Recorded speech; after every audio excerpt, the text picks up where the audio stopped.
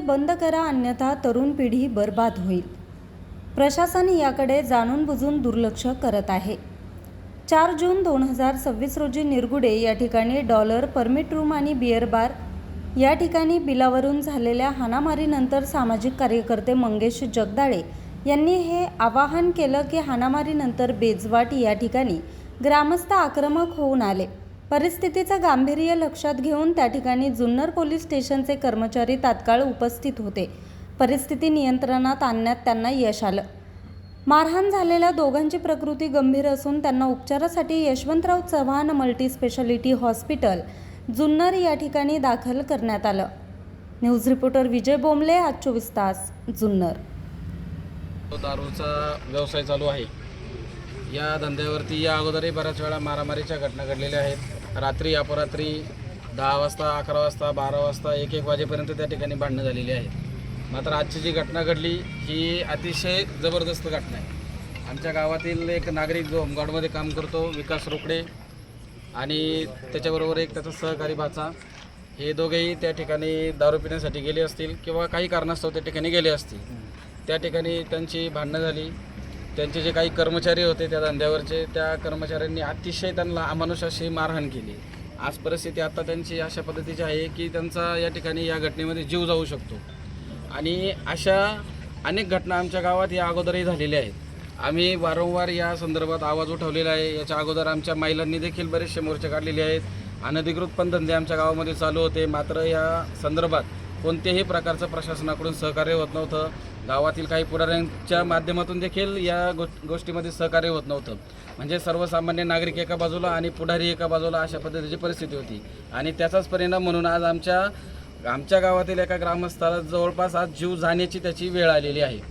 आणि ह्या अशा संदर्भातल्या घटना यापुढं घडल्या नाही पाहिजे. या दृष्टिकोनातून ही जी सगळी आज मुलं आलेली आहेत यांची ही सगळी कळकळ चालू आहे.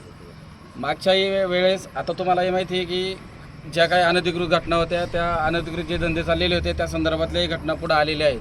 आमची विनंती हीच आहे की ग्रामस्थांची हीच मागणी आहे. आमच्या गावामध्ये हा दारूचे धंदे बंद करण्यासाठी या अगोदर बऱ्याच वेळा उठाव झाले, ग्रामसभा घेण्याचा विषय झाला. मात्र आमच्या गावामध्ये इतकी दहशत आणि इतकी दादागिरी आहे की आमच्या गावात 2 वर्ष झाली या संदर्भात ग्रामसभा देखील लागली जात नाही. आम्ही वारंवार ग्रामपंचायतमध्ये या संदर्भात अर्ज केलेले आहेत की गावामध्ये कोणत्याही प्रकारचा अधिकृत अनधिकृत धंदा झाला नाही पाहिजे. मात्र ग्रामसभेमध्ये आम्ही अर्ज दिले तरी ते ग्रामसभेच्या विषयांमध्ये ते विषय आले नाही. या विषयासाठी आम्ही विशेष ग्रामसभा लावा म्हणून बऱ्याच वेळा मागण्या केल्या. मात्र कोणत्याही प्रकारची या ठिकाणी आमच्या गावामध्ये ग्रामसभा लागली गेलेली नाही. आत्ताही जो धंदा चालू आहे तो अधिकृत चालू आहे की अनधिकृत चालू आहे याच्याबाबत कोणत्याही माणसाकडून कोणताही खुलासा होत नाही. आजही त्या ठिकाणी ज्यावेळेस ती भांडणं झाली, आता आम्ही त्या ठिकाणी होतो, त्याही ठिकाणी आम्ही त्यांना तेच प्रश्न विचारले की हा धंदा अधिकृत आहे की अनधिकृत आहे. आम्हाला पोलीस प्रशासनाकडून देखील त्या संदर्भात कोणती माहिती आली नाही. तो जो हॉटेलचा जो मालक आहे शिंदे, त्यांच्याकडून देखील त्या संदर्भात कोणती माहिती आली नाही.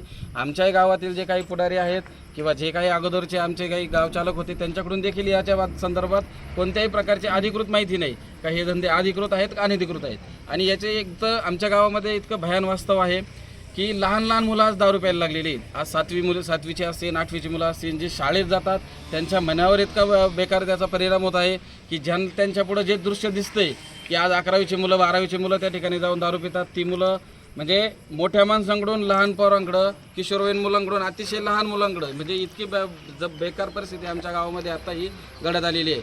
आणि गावामध्ये देखील दारू पिऊन याच्या अगोदरही देखील खूप वेळा भांडणं झालेली आहेत. त्यामुळे हे कुठंतरी थांबलं पाहिजे, नाहीतर आमचं अख्खं गाव बरबाद होईल अशी सगळ्यांना आता ही सगळ्या पोरांना याच्यामध्ये ही शंका वाटत आहे.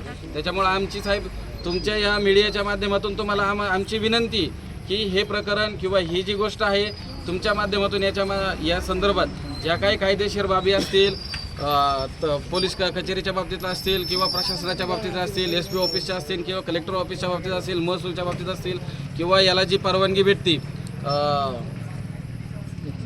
एक्साइज डिपार्टमेंटवाले असतील, यांच्यापर्यंत ह्या सगळ्या गोष्टी गेल्या पाहिजे. आणि आमच्या गावातले सगळ्या प्रकारचे सगळे धंदे बंद झाले पाहिजे, तरच आमचं गाव टिकेल आणि गाव पुढं आमचं या संदर्भात जाईल. तुमचं गावाचा दर्जा दर्जाचं तीर्थक्षेत्र म्हणून तुमच्या गावाची नोंद आहे. हो. आणि मग तुमच्या गावात दारूचे धंदे किती चालू आहेत? आमचा हाच प्रश्न आहे साहेब. आम्हाला जवळपास 10 ते 12 वर्ष झालेली आहेत. महाराष्ट्र शासनाचा तीर्थवर्ग क्षेत्र दर्जा मिळालेला आहे. त्या संदर्भातून आमच्या गावात विविध विकास कामं देखील चालू आहेत. आम्ही एका बाजूला गाव कुठेतरी प्रगतीपथावर आणण्याचा प्रयत्न करत आहोत, गावाचा नावलौकिक वाढण याच्यासाठी आम्ही कुठेतरी प्रयत्न करत आहोत आणि आता ह्या ज्या घटना घडत आहेत ह्या घटनेमुळं गावाचंही नाव जात आहे आणि गावाचा स्तर देखील या गोष्टीमुळे ऑटोमॅटिकली तो खालावत चाललेला मग हा आहे. धंदा जर अधिकृत असेल तर तुमच्या गावाची परवानगी घेतल्याशिवाय त्यांनी धंदा चालू आम्ही केला त्यावेळेस नसेल. ग्रामसभेमध्ये याच्या संदर्भात प्रश्न विचारले, त्यावेळेस ग्रामसभेत अशी उत्तरं आली तत्कालीन सरपंचांकडून का कोणत्याही प्रकारची या दारूच्या धंद्यासाठी परवानगी देण्यात आलेली नाही. आम्ही त्यांना प्रतिप्रश्न हे सुद्धा केले, मग जर परवानगी देण्यात आली नाही तर तुम्ही ते थांबवण्यासाठी काय प्रयत्न केले, ते त्यांनी आम्हाला उत्तरं उडवडीची दिली. ते काय आहे ते आपण ग्रामसभेत मग याच्यामध्ये पोलीस पाटील हा शासन आणि ग्रामस्थ यातला दुवा असतो, त्यांचे याच्यासाठी काय प्रयत्न झालेत का? आता हे त्यांनाच माहिती आहे. आम्ही पोलीस पाटलांना देखील या संदर्भात वारंवार सगळ्या गोष्टी माहिती आहेत. त्यांना देखील या संदर्भात आम्ही सूचना पण मांडलेल्या होत्या, त्यांना आम्ही विनंती देखील केलेली होती, परंतु आता त्यांनी काय कार्यवाही केली ते आम्हाला आमच्यापर्यंत माहिती नाही. मला एक सांगा, तुमच्या गावात शेवटची ग्रामसभा कधी झाली होती? शेवटची ग्रामसभा साहेब 26 जानेवारीला झाली, परंतु ते 26 जानेवारीची ग्रामसभा कोरमावावे अपूर्ण राहिली आणि त्याच्यानंतर 2-4 दिवसामध्ये ग्रामसभा घेतली नाही का पुन्हा? तहकूब ग्रामसभा घेतली. पण साहेब पद्धत अशी आहे, आम्ही 15 ऑगस्ट 2025च्या ग्रामसभेमध्ये ह्या संदर्भातला विषय यावा म्हणून त्याच्या अगोदरच आम्ही 1 ऑगस्ट ते 5 ऑगस्टच्या दरम्यान सगळ्या गावातील ग्रामस्थांनी म्हणजे जवळपास 100 ते 150 ग्रामस्थांनी ग्रामपंचायतमध्ये अर्ज केले की दारूबंदीचा विषय आपल्याला ग्रामसभेमध्ये घ्यायचा आहे, तर तो तुम्ही ग्रामसभेच्या विषयाच्या पटलावरती तो विषय घ्या.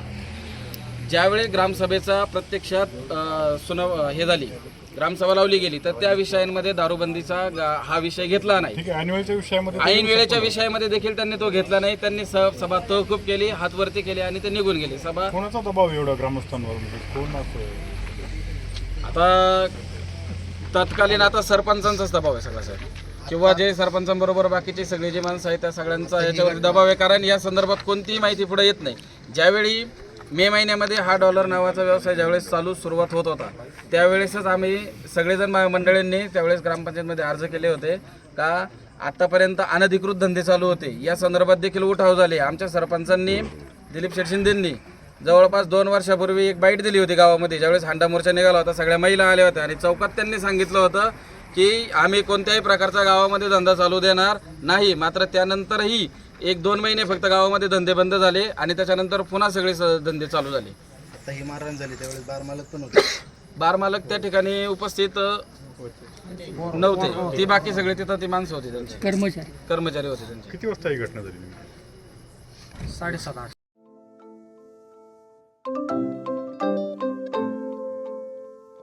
नवनवीन आणि ताज्या घडामोडींसाठी आज 24 तास सबस्क्राईब करा. त्याचबरोबर बेल आयकॉनवर क्लिक करा आणि मिळवा आमच्या बातम्यांच्या नोटिफिकेशन्स. तसेच आज 24 तासची प्रत्येक बातमी आपल्याला कशी वाटली हे कळवा. लाईक करून, कमेंट करून आणि आमच्या बातम्या शेअर सुद्धा करा.